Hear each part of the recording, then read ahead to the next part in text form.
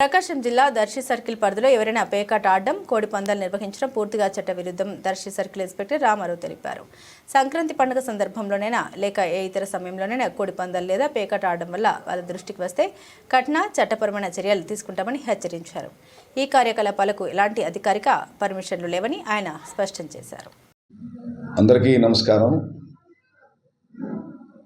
మనకి రానున్న సంక్రాంతి పండుగను దృష్టిలో ఉంచుకొని గ్రామాల్లో కొన్ని చోట్ల ఈ పేకాట, కోడి పందాలు వీటిని ఆడేదానికి కొంతమంది ప్రయత్నాలు చేస్తూ ఉంటారు.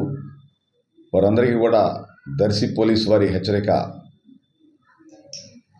ఎలాంటి అనుమతులు లేవు. అలాగే గతంలో ఎవరైనా పేకాట, కోడి పందాలు ఆడుతూ పట్టుబడి ఎవరైతే ఉంటారో వారందరి మీద కూడా మేము నిఘా ఉంచి ఉన్నాము.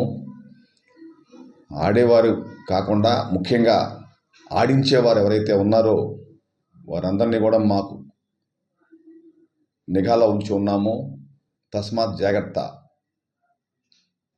ఎలాంటి పేకాట, కోడి పందాలకు అనుమతి లేదు.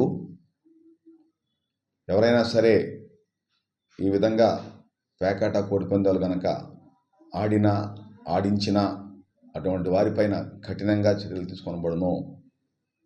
Thank you.